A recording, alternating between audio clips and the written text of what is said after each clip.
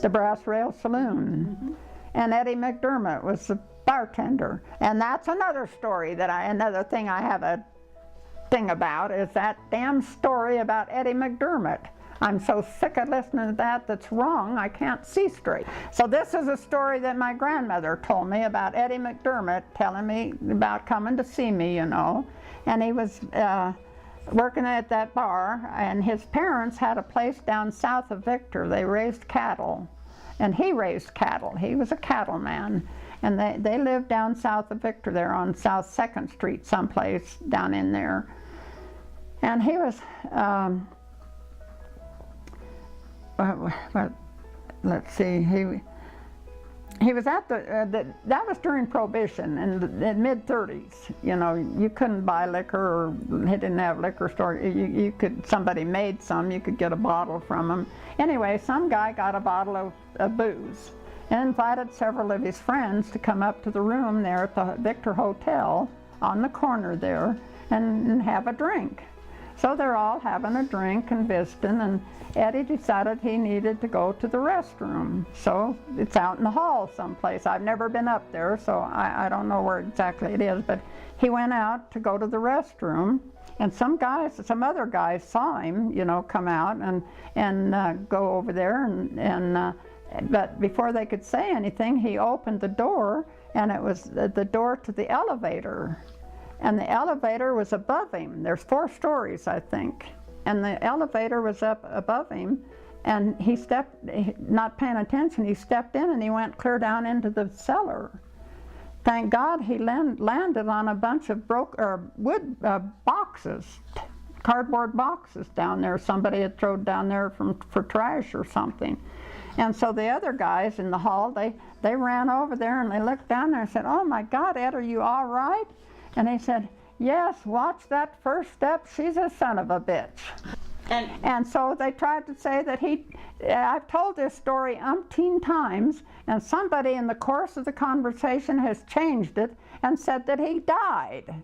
And there's a picture of him taken in 1954, and he's very much alive. But anyway, that really perturbs me when they keep saying that he died in that fall down that elevator shaft when he didn't.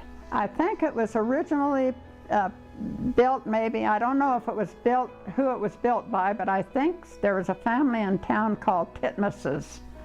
And one of the brothers had that at one time. It was a cafe-like thing, but I don't ever remember that. It was before my time, I guess. The thing that I remember about it is that there was 2 parts to it. And in this south part, when I was a kid, I remember somebody had a photography shop or something in there. I asked Shirley about that, and she said she kind of remembered that too. But on the upper side, the part of it was always closed. Well then, I don't know how this woman found out about it, but she was a whack, and she'd gotten out of the service.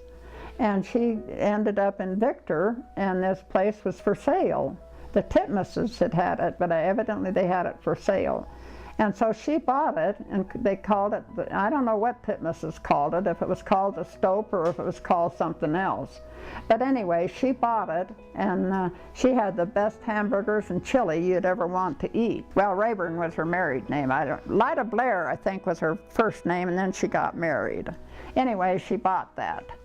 And so my grandmother liked to stop and have a beer, so we'd go in there and have a beer, and she got acquainted with that lady in there, you know, talking to her and stuff.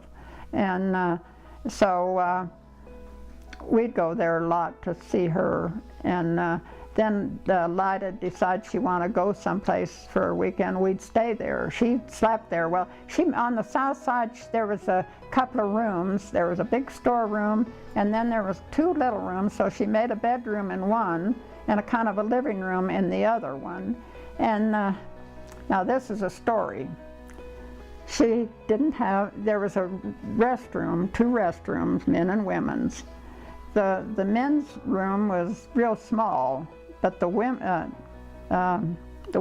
room was well, maybe it's vice versa, was bigger. The one on this east side was bigger because there was a trap door there that went down to the furnace. And so she wanted to have some bathing facilities there, you know. So the guy came and looked at it, and he said, well, he said, we can put the ladies' maybe it was vice versa, over the other restroom over here in the small one, and maybe the ladies in the bigger one where this trap door is to get down to the furnace. And they put a tub in there so she'd have bathing things, you know.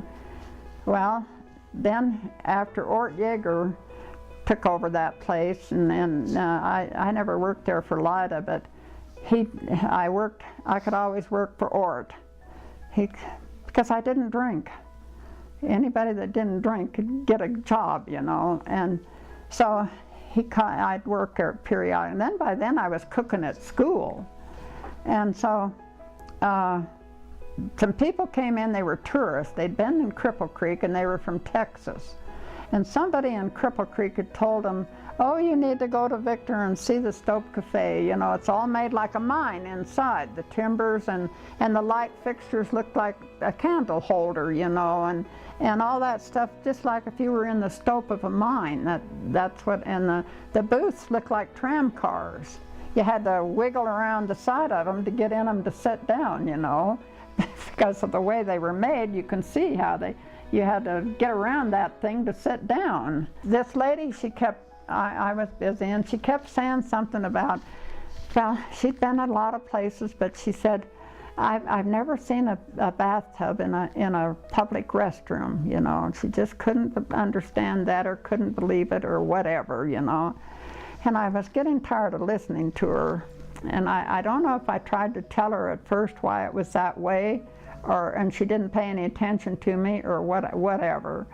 But finally I got tired of listening to her, so I said, you know, do you see that trap door in the middle of the floor there? And well, yeah, she noticed that too. I said, well, when the customers get rowdy, we drown them in that bathtub and put them down that trap door to a shaft to the mine. I never heard any more about the bathtub.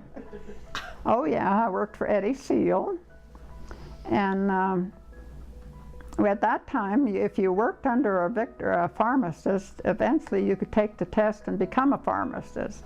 But I was only 15 or 16, you know. I was still going to school, so I hadn't thought about doing that. I maybe would have, you know, but yeah, and the liquor store in Victor had closed. He got a liquor license for the pharmacy then. I have marked more liquor when I was 15 than I ever have since I've been 21, because the state had a sticker that was put on each bottle of liquor, and then you had to put your license plate number on that stamp. You had to have a license from the state to sell liquor.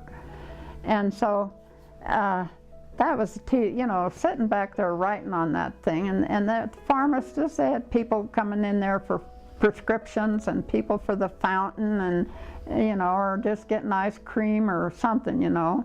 So he put me in the back there, and I sat there and I marked all the liquor bottles, wrote the number on the bottles of liquor to put out in front on the things, you know. So yeah, he finally had a liquor license in there.